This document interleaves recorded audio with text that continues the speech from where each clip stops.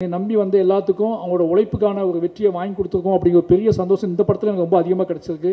நான் கொஞ்சம் பயப்படுவேன், ஓப்பனாகவே சொல்கிறேன், நான் பயப்படுவேன். அவர் பயப்பட மாட்டார். நான் யாருக்கு பயப்படுவேன் அப்படின்னா, நான் இன்க்ளூசிவாக பாலிடிக்ஸ் பேசுகிறேன்னு நிறைய பேர் சொல்லுவாங்க. அதுக்கான காரணம் என்கிட்ட பயங்கர சுமை, என்னோட வெயிட் என் தலையில் இருக்க வெயிட் அதிகம். ராம் சாருக்கும் எனக்கும் ஒரு அப்பா பையன் உறவு இருக்குன்னா, எனக்கு கிடைச்ச ஒரு அண்ணன் அப்படின்னா அது ரஞ்சித் அண்ணா. அந்த அண்ணன் தம்பி உறவு வந்து நான் நீளத்துக்கு வந்து திருப்பியும் படம் பண்ணுவேன், படம் பண்ணிக்கிட்டே இருப்பேன். ஓகேங்களா? அது நீங்கள் கேட்கணும் அவசியமே இல்லை. போர் அடித்தா கூட நான் நீளத்துக்கு படம் பண்ணுவேன். படமே இல்லாதப்போ சின்ன அமைதியாக இருப்பேன்ல, எனக்கு வாய்ப்பு மறுக்கப்படும் போது நீளம் எனக்கு கூப்பிட்டு படம். ஏன் நிவாஸ் உங்களுக்கு பழக்கம் தானே, நிவாஸ்கிட்ட போவீங்கன்னு கேட்டார். நீங்கள் இருப்பீங்களா கூடன்னு கேட்டேன். இருப்பேன்னு சொன்னார். அப்படி தான் அந்த படத்தை ஆரம்பித்தோம். கடைசி வரைக்கும் கூட இருந்து முடிச்சு கொடுத்துருக்காரு நிவாஸ். இந்த திங் மியூசிக் டீமுக்கு ரொம்ப நன்றி. ஐயோ, நிவாஸோட அக்கா பேரை மறந்துட்டேன். நிவாஸோட அக்கா, அது நிவாஸ் அக்கான்னு சொல்லி வர்ஷாவை மறந்துட்டேன். நிவாஸ் அக்கா வர்ஷாவுக்கு ரொம்ப நன்றி. கூடவே இருந்து பார்த்துக்கிட்டீங்க. அப்புறம் அனுராக், சுபத்ரா, ரேகா நாயர், லெஸ்ஸி நிறைய பேர் நடிச்சிருக்காங்க. எல்லாத்துக்கும் ரொம்ப நன்றி. இந்த படம் வந்து எனக்கு நல்லா தெரியும். இந்த படத்தை வந்து மக்கள் கொண்டாடுறாங்க, பெருசாக போகுது, எல்லோரும் உழைச்சிருக்காங்க. எல்லாரோட உழைப்பும் கண்ணுக்கு தெரியுது. அந்த படத்தில் பெரிய மேஜிக். அது யாரெல்லாம் அந்த படத்தில் உழைச்சாங்களோ அவங்க அத்தனை பேருமே தெரியுறாங்க ஆடியன்ஸுக்கு. அவங்களோட உழைப்பு தெரியுது அப்படிங்கிறது எனக்கு ரொம்ப சந்தோஷம். அப்படி ஏதோ வகையில் என்னை நம்பி வந்து எல்லாத்துக்கும் அவங்களோட உழைப்புக்கான ஒரு வெற்றியை வாங்கி கொடுத்துருக்கோம் அப்படிங்கிற பெரிய சந்தோஷம் இந்த படத்தில் எனக்கு ரொம்ப அதிகமாக கிடச்சிருக்கு. அதுக்கு அதை தெரியப்படுத்திய பத்திரிகையாளர்களுக்கு மறுபடியும் நன்றி சொல்லிக்கிறேன். ஃபைனலி மை ப்ரொடியூசர் ரஞ்சித் அண்ணா, அதித்தி பாண்டியன். நாங்கள் அதித்திக்கு வந்து பாண்டியன்னு ஒரு பேர் வச்சுருக்கேன். அவங்க அப்படி தான் பேசுவாங்க என்கிட்ட. அவங்க லைவில் ஒரு மாதிரி இருப்பாங்க, ஜூம் காலில் ஒரு மாதிரி இருப்பாங்க. அதித்தி இப்போ இங்கே பற்றி அதித்தி இங்கே பேசினாங்களே என்னை பற்றி, அது எதுவுமே எனக்கு தெரியாது. இப்போ நான் அதித்தியை பற்றி பேச போது அவங்களுக்கு தெரியாது. ஓகேங்களா? ஆனால் ரெண்டு இதுக்கும் பார்வையால் பேசிக்குவோம். ஏன்னா எனக்கு இங்கிலீஷ் தெரியாது, அவங்களுக்கு தமிழ் தெரியாது. நாங்கள் ஆனால் இவ்வளோ படம் பண்ணியிருக்கோம். ஆனால் ரெண்டு பேரும் அதிகமாக பேசியிருக்கோம். யோசிச்சு பார்த்துக்கோங்க. ரெண்டு பேரும் நிறைய டிஸ்கஸ் பண்ணியிருக்கோம். அவங்க ஃபோன் பண்ணுவாங்க, எனக்கு பயங்கரமாக பேசுவாங்க. நான் ஓகேம்மா, அவங்க ஃபோனை வச்சுருவாங்க. திருப்பி நான் ஃபோன் பண்ணி கோவமாக பேசுவேன். அவங்க ஓகேப்பாங்க, ஃபோனை வச்சுருவாங்க. பட் என்ன அண்டர்ஸ்டாண்ட் லெவலில் நடந்துச்சுன்னு தெரியல, வேலை நடந்திருக்கு. அப்போ ஏதோ வகையில் நாங்கள் வந்து ஒரு அந்யோன்யம் இருந்துக்குன்னு புரிஞ்சிக்க முடியுது. அவங்க நம்பினது என்னோடய எமோஷ்னலில் மாய் செல்வராஜ் ஒன்று பண்ணால் அது கரெக்டாகுன்னு நம்பினாங்க. அதித்தி ரொம்ப நன்றி.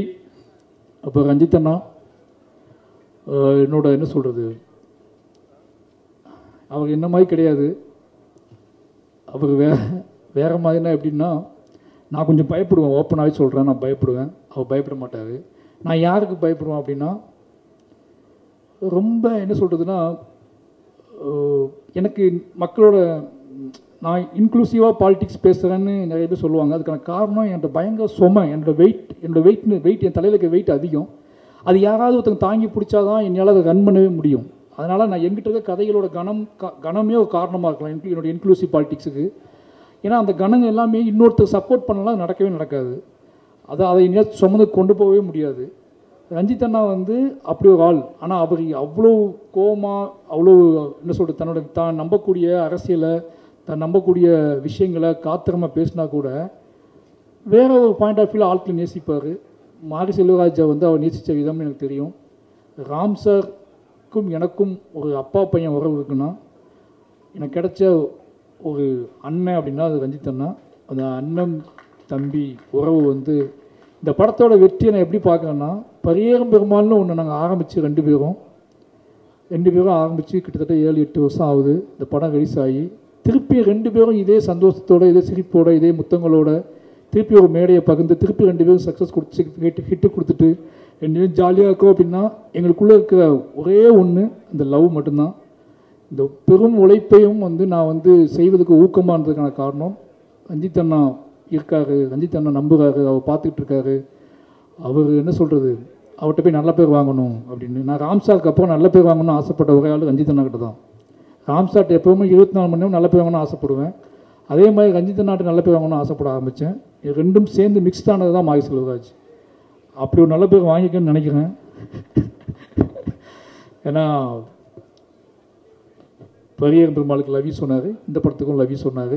என்னுடைய எல்லா படத்துக்கும் சொல்லுவார், என்னை பார்க்கும்போதெல்லாம் சொல்லுவார். அந்த அன்பை பாதுகாப்பதற்காகவே நான் தொடர்ந்து என்கிட்ட இருக்க சில விஷயங்களை பாதுகாத்துக்கிட்டு இருக்கேன். ரொம்ப நன்றிண்ணா. எனக்கு ஆச்சரியமாக இருக்குது, இது சரியாக முடிஞ்சிடுமான்னு ஒரு பயம் இருந்துச்சு. நம்ம பெரியம்மாளுக்கு அப்புறம் 2 பேரும் ஒன்றா சேர்றோம். இது நீளத்துக்கும் உங்களுக்கும் எனக்கும் இல்லை நம்மளை பார்த்துக்கிட்டு இருக்க எல்லாத்துக்கும் இது ஒரு முக்கியமான படமாகவும் நம்மளோட ஆகச்சிறந்த படமாகவும் இது இருக்குன்னு ஆசைப்பட்டேன். அது ஒவ்வொரு நாளும் பெரிய பயத்தை கொடுத்துச்சு, பதட்டத்தை கொடுத்துச்சு. எப்படி பெரிய இப்போ துருவுக்கு முன்னாடி விக்ரம் சார் அப்படிங்கிற ஒன்று வைக்கிறாங்கல்ல, அதே மாதிரி எனக்கு முன்னாடி எப்போவுமே ரஞ்சித் அண்ணா, ராம் சார்னு ஒன்று இருந்துக்கிட்டே இருக்கும். இவங்க நம்பிக்கை நம்ம காப்பாற்றுவோமான்னு சொல்லி. இந்த படத்தோட வெற்றியை நான் எப்படி பார்க்குறேன்னா, முழுக்க நாங்கள் 2 பேருமே இன்றைக்கி பக்கத்தில் உட்காந்து விளையாண்டுக்கிட்டு இருக்கோம். அப்படிங்கிறது எங்களை விளையாட வைத்த சந்தோஷமாக உங்கள் முன்னாடி சிரிக்க வச்ச வெற்றி தான் தான் பார்க்குறாங்க. 2 பேருமே மை மறந்து இருக்கோம் அப்படின்னா அவ்வளோ பெரிய வெற்றியை கொடுத்த தமிழ் மக்களுக்கு எவ்வளோ நன்றி சொன்னாலும் பத்தாது. 2 பேரும் அவ்வளோ சந்தோஷமாக இருக்கும். இந்த சந்தோஷம் முழுக்க தமிழ் மக்களால் கொடுக்கப்பட்டது. 2 பேரை பற்றி நீங்கள் கான்ஃப்ளிக்டாக பேசிகிட்டே இருக்கீங்க, ஆனால் அந்த 2 பேரை சந்தோஷமாக வச்சுக்கிறதும் மட்டும் தமிழ் மக்கள் தான். இந்த 2 பேரை மட்டும் மாரி செல்வராஜ், ரஞ்சித் மாரி செல்வராஜ் பேசிகிட்டே இருப்பீங்க. ஆனால் எங்களை அதிகமாக நேசிக்கிறாங்கன்னு எங்களுக்கு நல்லா தெரியும். அந்த நேசிப்புக்காக தொடர்ந்து உண்மையாக இருக்கணும் 2 பேரும் முடிவு பண்ணுறோம். 2 பேரும் அதுக்காக வேலை செஞ்சுட்டே இருக்கோம். ரஞ்சித் அண்ணா, லவ் யூ. ரொம்ப இந்த என்ன சொல்கிறது, நான் நீளத்துக்கு திருப்பியும் படம் பண்ணிக்கிட்டே இருப்பேன். ஓகேங்களா? அது நீங்கள் கேட்கணும் அவசியமே இல்லை. போர் அடித்தா கூட நான் நீளத்துக்கு படம் பண்ணுவேன். படமே இல்லாதப்ப சின்ன அமைதியாக இருப்பேன்ல, எனக்கு வாய்ப்பு மறுக்கப்படும் போது நீளம் எனக்கு கூப்பிட்டு படம் கொடுக்கணும். அப்போ அப்ளாஸ் சமீர் நாயர் அதே மாதிரி தான். ஒரு 10 பேர் இருக்காங்க. அவங்க என்ன பேசுவாங்க எனக்கு தெரியாது, ஆனால் அவங்க என்னை லவ் பண்ணுறாங்க. ஓகேங்களா? 10 பேர் வருவாங்க பாம்பேலேருந்து. என் ஆஃபீஸ்க்கு வந்தாங்க, என் கூட ஒரு நாள் நைட்டு ஃபுல்லாக ட்ராவல் பண்ணாங்க, நைட்டு தங்கினாங்க. இனி பாராட்டிக்கிட்டே இருப்பாங்க. நான் தேங்க்யூ சொல்லுவேன். இனி ரொம்ப நேசித்தாங்க. இப்போ வரைக்கும் சமீர் நாயர் எனக்கு மெசேஜ் அனுப்பிட்டே இருப்பார். ஒவ்வொரு ரிவ்யூவையும் ஒவ்வொரு விஷயத்தையும் எடுத்து மெசேஜ் அனுப்பிட்டே இருப்பார்.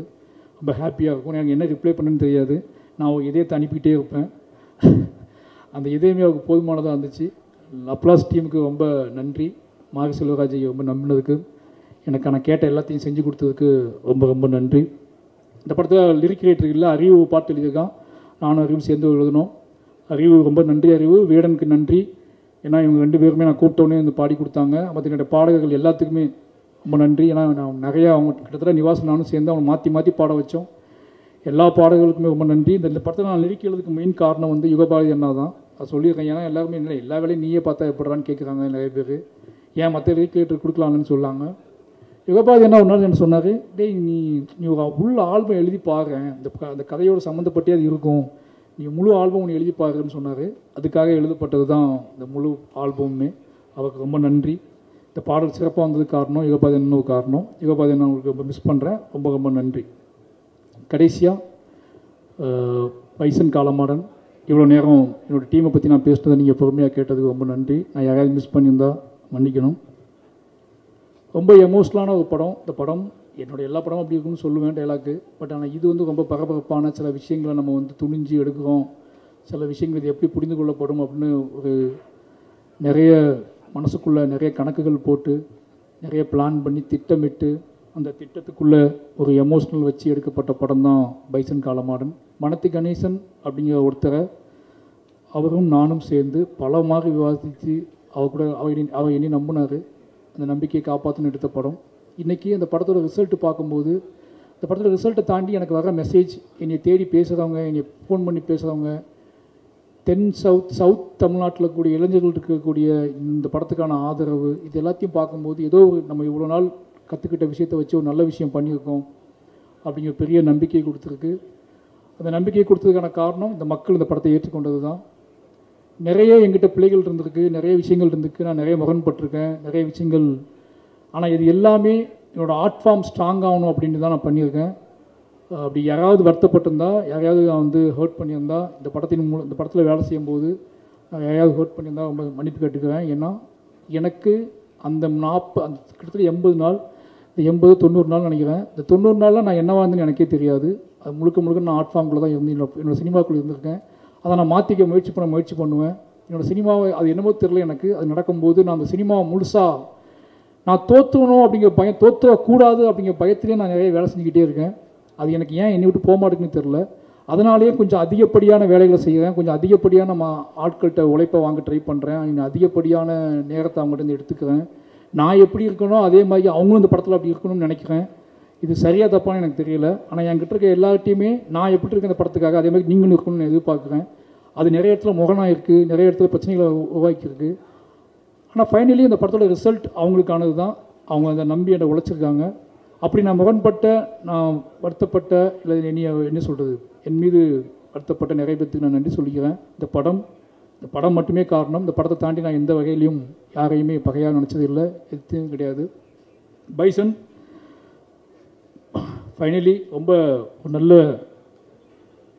ஒரு நல்ல அனுபவத்தை எனக்கு கொடுத்துருக்கு, ஒரு நம்பிக்கையை கொடுத்துருக்கு.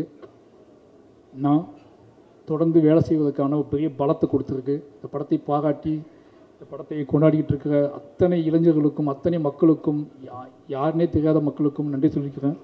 நிச்சயமாக தொடர்ந்து நான் நல்ல படங்கள் எடுப்பேன்னு நினைக்கிறேன். தொடர்ந்து இந்த மாதிரி எவ்வளோ எதிர்ப்பு வந்தாலும், எவ்வளோ முரண் வந்தாலும், என்னை திருப்பிடலாம், என்னோடய நெரேட்டிவை மாற்றிடலாம், என்னை செட் பண்ணிடலாம்னு தயவு செஞ்சு யாரும் நினைக்க வேண்டாம். அது என் ரத்தத்திலே கிடையாது. எனக்கு அதுதான் வரும்னா நான் அதை விட்டு விலகுவதற்கான வாழ்க்கை என்கிட்ட இல்லை.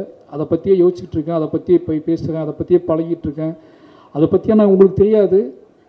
இந்த படம் முடிஞ்ச அடுத்த படத்துக்கு இடையில நான் சந்திக்க போகிற பிரச்சனைகள், நான் சந்திக்கிற மனிதர்கள், அவங்க சொல்கிற கதைகள்லாம் கேட்டால் நீங்கள் வேறு எந்த படமே எடுக்க முடியாது.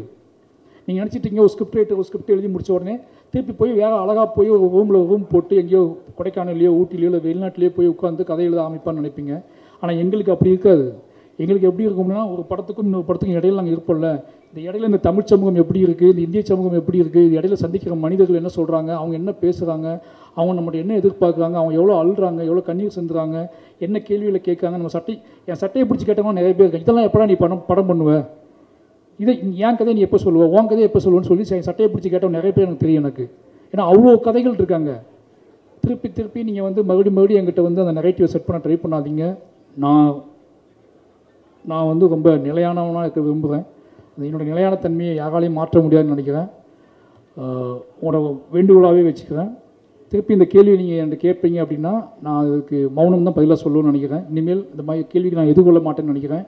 பத்திரிகையாளர் வேண்டுகோளாகவே சொல்கிறேன், ஏன் இந்த மாதிரி படம் எடுக்கிறீங்க கேள்வியை இனிமேல் என்கிட்ட தவிர்த்துருங்க. அது என்னை ரொம்ப பாதிக்குது. மறுபடியும் சொல்கிறேன், எமோஷனலாக சொல்கிறேன். அது என்னை மட்டும் பாதிக்கல, என்னோடய வேலையை பாதிக்குது, என்னோடய நரேட்டிவை பாதிக்குது, என்னோடய சிந்தனையை பாதிக்குது.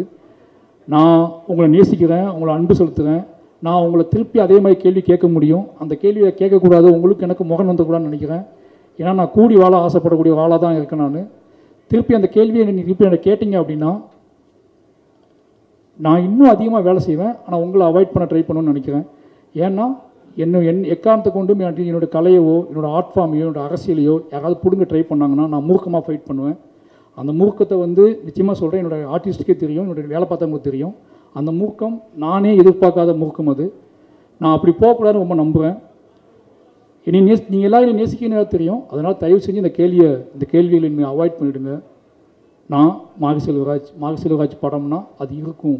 மாரி செல்வராஜ் அதற்காக கிளம்பி வந்தவன் தான். மாரி செல்வராஜ் எடுக்கிறது சாதி படமான்னு கேட்டால் அது உங்கள் மொழி. என்னோடய மொழி மாரி செல்வராஜ் எடுப்பது சாதிய எதிர்ப்பு படம். அந்த எதிர்ப்பு படத்தை நான் தொடர்ந்து எடுத்துக்கிட்டே இருப்பேன். நான் இதை ஒரு திமிர்லேயே சொல்லலை, இங்கே சொல்கிறேன், எமோஷ்னலாக சொல்கிறேன். நான் எப்போவுமே என்னோடய ஆர்ட் ஃபார்மை நம்புவேன். நான் அரசியல்வாதி கிடையாது, நான் கட்டுரையாளன் கிடையாது, நான் ஆய்வாளர் கிடையாது. நான் என் வாழ்க்கையை பணயமாக வச்சு படம் எடுத்துகிட்டு இருக்க ஒருத்தன். என் வாழ்க்கையை கலையாக மாற்றிக்கிட்டு இருக்கேன். என்னோடய கலைக்கு ஒரு வெறி இருக்குது, என்னோடய கலைக்கு ஒரு ஆற்றாமை இருக்குது, என் கலைக்கு ஒரு கண்ணீர் இருக்குது, என் கலைக்கு சில கேள்விகள் இருக்குது, என் கலைக்குள்ள ஒரு பயங்கரமான காதல் இருக்குது, இந்த சமூகத்தை பற்றி ஒரு காதல் இருக்குது. இது எல்லாத்தையும் ஒன்றா சேர்த்து நான் உங்களுக்கு கொடுக்க ட்ரை பண்ணிக்கிட்டே இருக்கேன். ஒரு 250 படம் வருது வருஷத்துக்கு, 300 படங்கள் வருது. உங்களுக்கு கொண்டாட்டம், உங்களை குதூகலப்படுத்தக்கூடிய படங்கள் எவ்வளவோ வருது. இந்த ஒருத்தனை விட்டுருங்களேன், அவனை ஏன் போட்டு அவனையும் திருப்பி அந்த கூட்டத்தில் போய் தர ட்ரை பண்ணுறீங்க? இனி விட்டுருங்க. நான் உங்களுக்கு பார்க்க பிடிக்கலாம்னு பரவாயில்ல, தயவு செஞ்சு நான் உருவாக்கி கஷ்டப்பட்டு கற்றுக்கிட்ட என்னோட இவ்வளோ வாழ்வியல் அனுபவத்தை நீங்கள் முடிவு செய்ய முயற்சி பண்ணாதீங்க. மற்றபடி இதெல்லாம் பண்ணால் கூட ஏதோ வகையில் நீங்கள் என்னை ஏற்றுக்கொள்கிறீர்கள் அப்படிங்கிற பெரிய ஒரு பொறுப்பும் நம்பிக்கையும் எனக்கு இருக்குது. அந்த நம்பிக்கையின் அடிப்படையில் மறுபடியும் இந்த தமிழ் சமூகத்துக்கு முன்னாடி மாரி செல்வராஜியாக நான் என் நன்றியை சொல்லிக்கொண்டே இருப்பேன். நான் இந்த பாடலை பாடிக்கொண்டே இருப்பேன். கடைசியாக என்னோடய அசிஸ்டன்ட் டீம், என்னோடய கேமரா அசிஸ்டன்ட் டீம், என்னோடய ஒட்டுமொத்த டீம் என்னை பயங்கரமாக உழைச்சிருக்கானுங்க. அவனுக்கு எப்போவுமே உங்களுக்கு தெரியும் இந்த மாதிரி ஆள் கூட வேலை பார்க்கறது கொஞ்சம் கஷ்டம்னு சொல்லி, ஆனால் அவங்க எனக்கு நம்பி வேலை பார்த்துருக்காங்க.